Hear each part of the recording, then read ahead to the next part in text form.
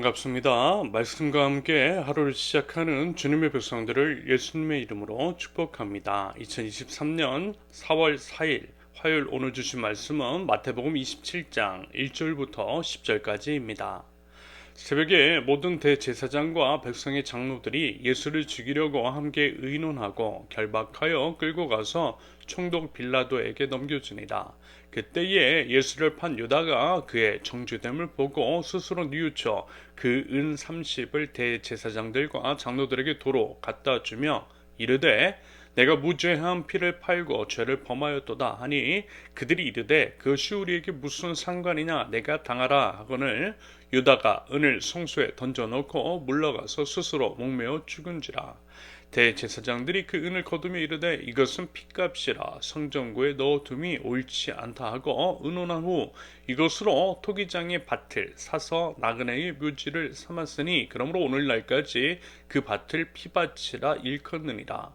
이에 선지자 예레미야를 통하여 하신 말씀이 이루어졌나니 일렀을 때 그들이 그 가격 매겨진 자 곧 이스라엘 자손 중에서 가격 매긴 자의 가격 곧 은 30을 가지고 토기장의 밭값으로 주었으니 이는 주께서 내게 명하신 바와 같으니라 하였더라. 아멘. 하나님은 사랑의 아버지 하나님이십니다. 우리는 하나님의 자녀, 아버지가 자녀를 사랑하는 것은 당연합니다. 혹 인간 아버지는 아닐 수 있어도요, 하나님 아버지는 그렇지 않으세요. 오히려 자녀인 우리를 위해서 생명을 버리신 아버지 하나님이십니다.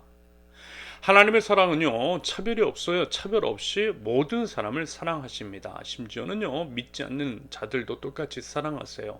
세상에는 이미 믿는 사람과 앞으로 믿을 사람만 있을 뿐, 영원히 믿지 않아 구원받아서는 안 되는 사람은 단 한 명도 없습니다.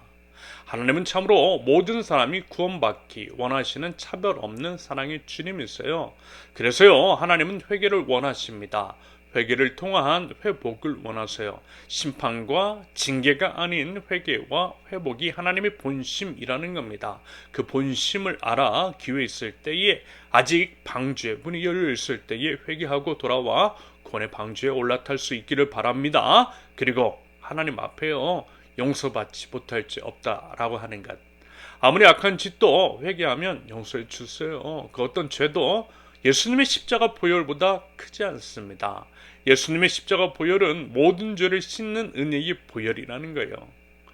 예수님을 밤새도록 신문을 했던 대제사장과 백성의 장로들, 사법권이 없던 그들이 그 당시 유대를 지배하고 있던 로마의 군대 총독 빌라도에게 예수님을 끌고 갑니다. 가서 예수님을 넘겨주는 거예요. 그러면서 이 사건의 중심, 하나의 발단이 되었던 가룟 유다. 유다도요, 여러분 양심은 있었겠죠. 그리고 아무리 그래도 그렇지 동고동락했던 예수님이신데 예수님을 팔고서 과연 마음이 편했을까요? 아니요, 절대 편할 수 없었을 겁니다. 편하지 않은 마음에 이런저런 눈치 봤을 거예요. 그러다가 뒤늦게 후회를 하고 찾아갔던 겁니다. 자신이 예수님을 팔았던 대제사장들과 장로들에게 찾아가서 받았던 은 30을 도로 주면서 뉘우쳤던 거예요. 죄 없으신 예수님을 넘겼다라고 말입니다. 죄를 범했다라고 말이에요. 이게 과연 무슨 의미였을까요? 제발 좀 풀어달라는 게 아니었을까요? 그런 마음 분명히 있었을 겁니다. 아무리 그래도 유다도 사람이니까요, 최소한의 양심은 있었을 겁니다. 그런데 당연히 그 말 안 듣죠. 그 얘기 듣고서 예수님을 풀어줄 자들 같았으면 예수님을 잡지도 않았을 겁니다. 오히려 이미 예수님을 죽이기로 마음먹었던 그들이었어요. 그래서 유다를 쫓아냅니다. 그랬을 때 유다가 취했던 행동, 돈을 성소에 던져넣어요. 그리고 나가서 스스로 목매어 죽은 겁니다. 자살한 거예요. 극심한 자책의 극단적인 선택을 한 겁니다. 글쎄요, 이것을 이제 어떻게 해석해야 할까요? 일단 이제 사람이 죽은 것은 너무나 안타까운 일입니다. 슬퍼할 일인 거죠. 우리 주님께서도 분명 안타까운 마음, 아파하는 마음, 슬픈 마음 있으셨을 겁니다. 그런데 그래도 좀 이건 아닌 거죠. 어떤 의미로는 참으로 교만한 선택일 수 있겠습니다. 죄책감을 느끼고 양심에 찔려서 그와 같은 선택을 한 것이겠지만 그렇다고 해서요, 진정한 회개는 없었잖아요.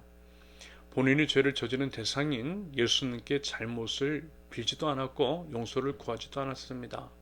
자신의 죄를 알고 정말 잘못한 것이라는 것을 알았다면 글쎄요, 예수님께 끝까지 찾아가서 따라가서 죄송하다고, 잘못했다고, 용서해달라고 애원해야 하지 않을까요?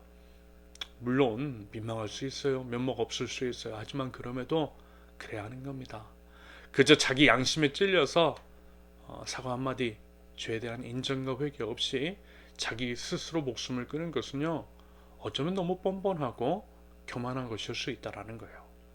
그리고 무엇보다 그것은요, 예수님 잘 몰라서 그랬던 겁니다. 예수님을 예수님으로 바라보고 예수님을 예수님으로 모시고 섬기기보다는 자기가 보고 싶은 대로 예수님을 바라보고 자신이 만든 허상에 예수님을 끼워 맞추려 했기 때문에 예수님을 잘 몰랐던 거예요. 예수님을 잘 몰랐기 때문에 예수님 오해했던 것이고, 그래서 예수님을 팔았던 것이고, 끝까지 예수님께 용서를 구하지 않고요, 자기 스스로 죄를 해결하려고 했던 겁니다. 바꿔 말하면 예수님을 예수님으로 알았다면, 예수님의 그 사랑, 변함없고 차별 없고 끝까지 포기 않으시고 사랑하시는 그 예수님을 제대로 보고 알았다면, 비록 뻔뻔하긴 해도 면목은 없어도 다시금 우리 주님 붙잡았을 겁니다. 그 십자가, 그 무거운 십자가, 우리 예수님께서 짊어지시고 골고다 언덕으로 올라가실 때 함께 메어드렸을 거예요. 울면서 회개하는 마음으로 그러지 않았을까라고 하는 생각이 듭니다. 그래서 여러분, 중요한 것은요, 예수님을 제대로 아는 겁니다. 내 방식대로, 인간의 편견으로, 인간의 전통, 관습, 습관, 교회에서 혹은 저 같은 목사가 가르쳐주는 대로가 아니라 성경에 명확하게 계시된 우리 주님을, 성령님의 도우심을 받아서 제대로 보고 또 알아야만 하는 겁니다.